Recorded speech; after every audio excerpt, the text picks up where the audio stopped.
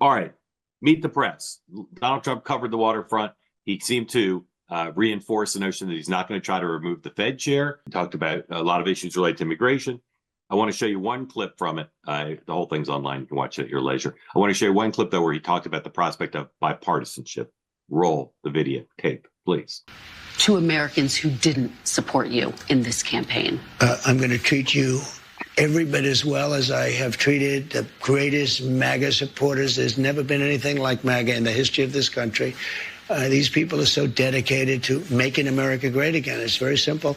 And I'm going to treat them just the same as I treat MAGA. We're going to treat everybody good. We want success for our country. We want safety for our country. What I say to them is, I love you, and we're going to all work together, and we're going to bring it together. And you know what's going to bring it together? Success. I saw that just prior to COVID coming in, I had polls that were the highest anyone. McLaughlin and Fabrizio said, George Washington and Abraham Lincoln, if they came back from the dead and they ran as president and vice president, couldn't beat you, sir. We were doing so well. And I was getting along with the left. Let's call it the left will be nice. Okay, we're just going to call it. But I was getting along with people that you would consider liberal or progressive, as they like to say, at levels that I never thought was possible. And you know what it was? Success. Success was bringing the country together, and that's what I want to do. I want to ask you both about your other takeaways from the interview, but let's start with Sean M. Spicer. The M stands for Master Degree in Trump Psychology. Sean, I have no doubt that Bill Clinton, Barack Obama, George W. Bush, and Joe Biden all wanted bipartisanship. Truly, they thought that was the best way to pass legislation. What is Donald Trump's actual view towards working across the aisle? Devoid of anyone walking into the room, if left to himself, he would strike a deal on everything. He is the ultimate. He wants to get deals. That's like his ethos. So in lieu of anyone walking in the room and saying, you cannot do that, or this is why this is bad, or whatever, he would strike a deal on everything.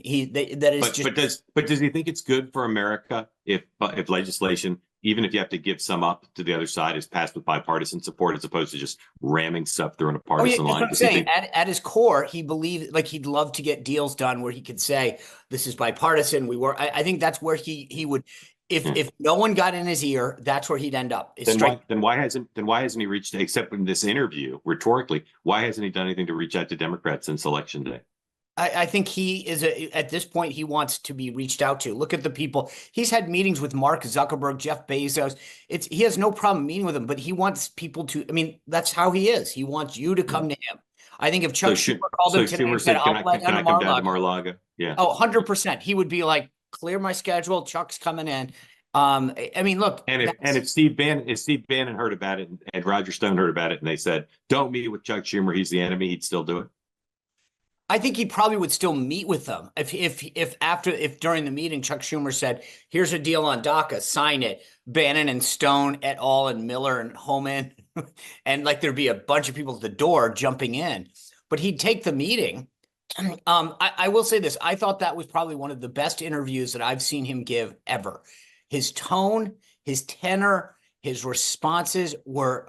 I mean, I know everyone might not agree with the responses, but I thought it was fantastic. Okay. Before we ask Dan about the bipartisan angle, you and I were expressed a view about whether he should have agreed to the interview. Given how well he seemed to do you revise and extend your position that it was a mistake to do, or is still a mistake to reward NBC and he should have just done that tone somewhere else? He should have done it somewhere else. Look at what happened at the end of the day.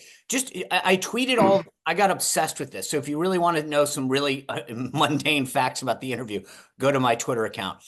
Kristen Welker said, we sat with the president for 90 minutes. They aired 36. The panel of Trump, never Trumpers, then stuck for 7. So why, if you talk to the president of the United States, the incoming president, about all of these issues, do you go to a panel of 4 people who don't like him versus air the other 7 minutes? Let the people. They didn't air the part about. I'm trying to remember. I don't have my notes in front of me, but I mean, all of these things about Tulsi Gabbard, where he asked about the nominees, they put those online if you want to go watch it. Why not use the additional 7 minutes? Why did they allow them to edit it? I cannot believe the Trump team said, here's 90 minutes, edit it however you want it. If you got to the second part of that interview, it was Welker saying, then I asked him about this, here's a response, and they cut it. I cannot believe they agreed to that. I would have never allowed that to happen. I would have said, here's the deal. You get 45 minutes or whatever, run straight through. Dan, how are Democrats feeling about the prospects of working with Trump? We've talked about, and two people who've said, well, we shouldn't work with him on anything. We've talked to people who said where we agree we should work together. What's the status of that as we head into the end of the month here? I think they are going to try to find some spots to work with him. I think some of it is to kind of see if they can call his bluff. Like, is he serious? And some of it is just raw politics. It is smart. There's a bunch of endangered Democrats up in 2026.